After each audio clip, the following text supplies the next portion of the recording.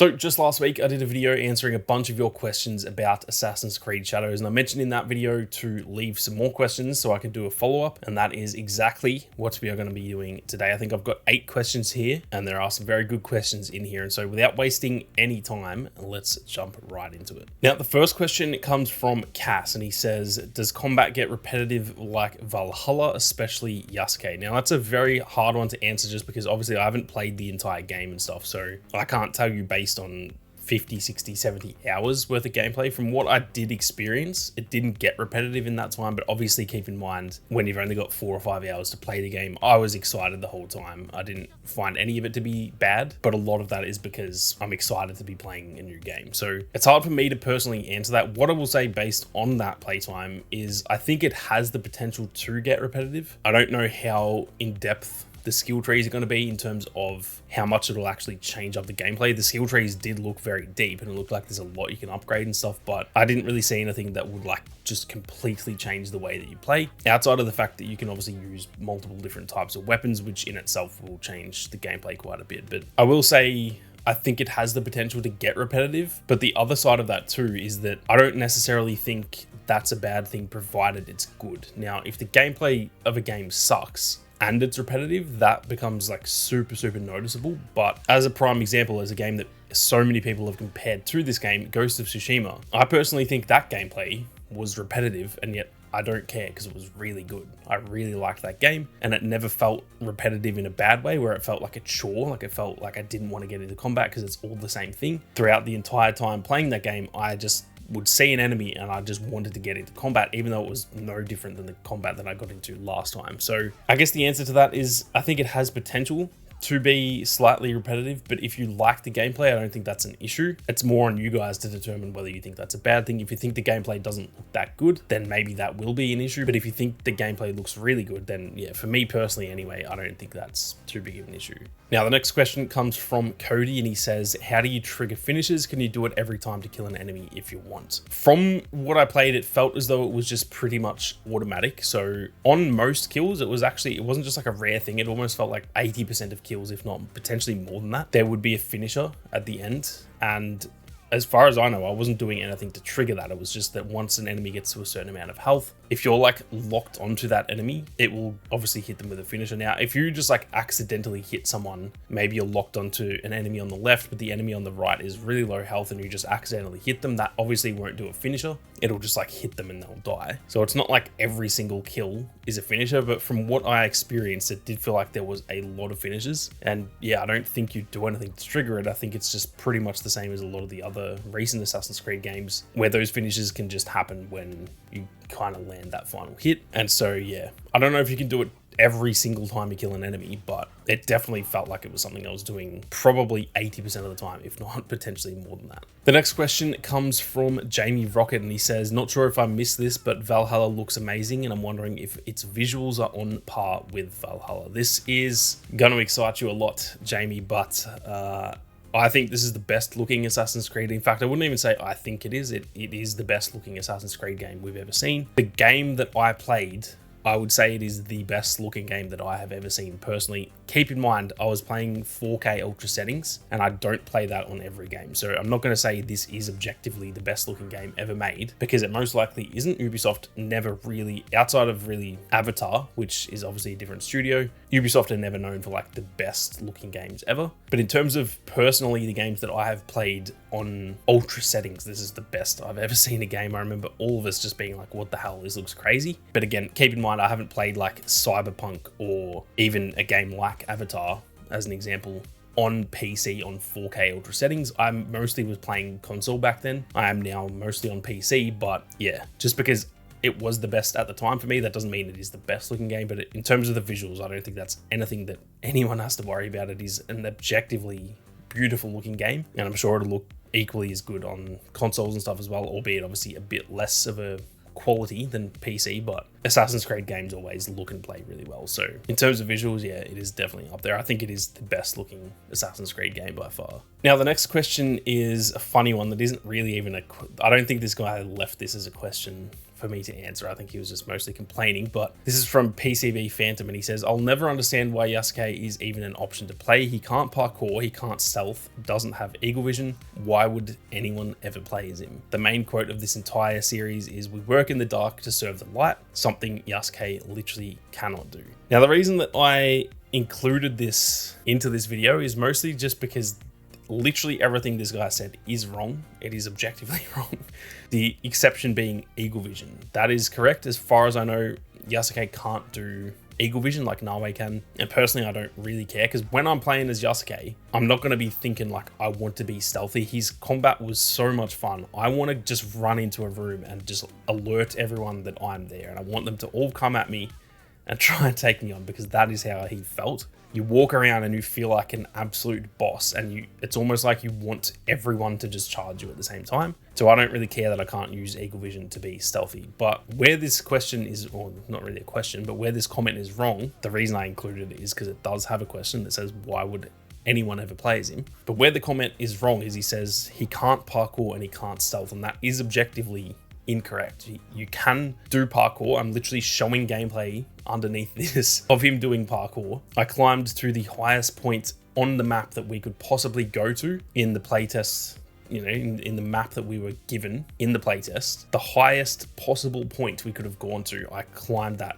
as Yasuke. So people saying he can't do parkour, that is just literally wrong. And then same for the stealth. Obviously, it's harder to do stealth. He is bigger, so he's easier to see. He is louder. He's got a big suit of armor and stuff. Like, people will notice you a lot easier than when you're playing as Nawe. But you can be stealthy. They've literally just this week uploaded videos, I believe on Twitter, of Yasuke like standing on a rooftop shooting a bow at enemies, and they aren't aware where he is. He's killing them stealthily, and you can't tell me that that is not stealth gameplay. And you can do it with your katana and stuff too. It's just, it is harder, and that is literally the point of having two characters. It is two completely different playstyles. So yes, Nawe is far better at that stuff than Yasuke, just the same way that you can play non-stealthy as Nawe, but she is objectively worse at that than Yasuke. And so to be able to say Yasuke can't do any stealth at all, that is obviously wrong. And that is like saying that Nawe can't do, you know, head-to-head combat, because she objectively can. It's just that she is not as good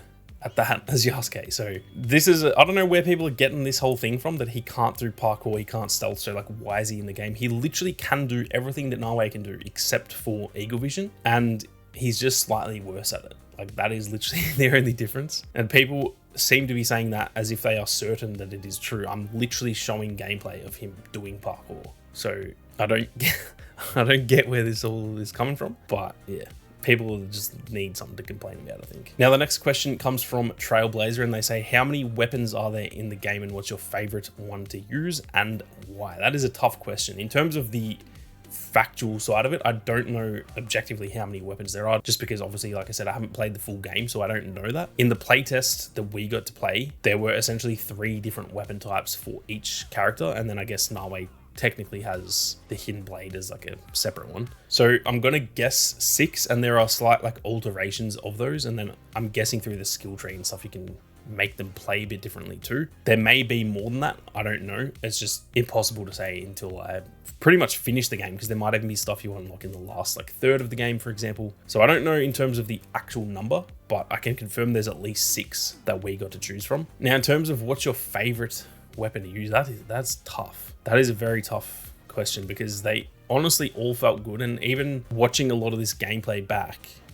every time I will watch gameplay with one weapon, I'm like, man, that was a fun weapon to use. That was definitely my favorite. And then I'll watch the next clip where I'm using a different weapon, and I'm like, actually, I don't know. I actually don't know which one I liked the most. So I think the one I'll say stood out the most to me, not necessarily my favorite, but the one that just left like a lasting memory for me was I think it's called the Kusarigama. Yeah, no, I just looked it up, and it's called the Kusarigama. I've mentioned this in a previous video, but this weapon is essentially like a little hook axe thing. I don't actually know how to explain it. It's almost like a little mini scythe, but then attached to that is like a ball and chain. And this thing was so much fun. It was like an area of effect type of weapon, where obviously you can still fight one-on-one with the actual blade side of it, but you could do these big abilities that it would just swing the ball and chain around and just deal crazy damage to your enemies. So that is probably the one that was like the most memorable to me. And then also the Kenobo for Yasuke, the big like club thing.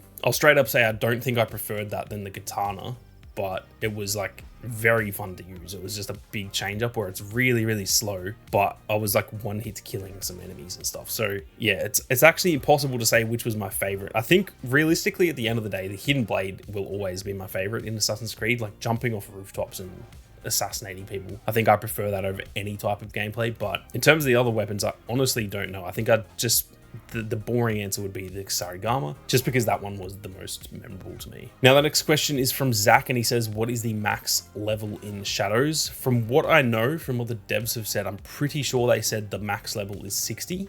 That may change, you know, we're getting DLC eventually, so maybe they also up that in the future. I'm not too sure, but I'm pretty sure I do remember them talking about that, and they've said that it is level 60. Please do correct me if I'm wrong on that, but yeah, I'm pretty confident that the max level is 60. Now, the next question is from Mark Calvert, and he says, my question is based on the two characters. Do you choose when to switch, or is it the game telling you when to do it? Everyone will want to play as the assassin and not the brute. It's the one thing putting me off the game. Now, I guess firstly I'll answer the question, but I've also got something to add to that too. In terms of how that works, you essentially have total say in who you choose to play and when you choose to change them. Now, once like certain missions, it seems as though once you've picked that character and you're into the mission, you're doing that mission. Once you start that mission, it seems as though you can't actually change until you finish the mission, or I'm pretty sure you'd be able to back out of the mission or even just load the previous like checkpoint sort of thing and switch to them. So it's not like you're locked in and you just must finish. I'm pretty sure you just load the old save. But outside of those moments where you've kind of like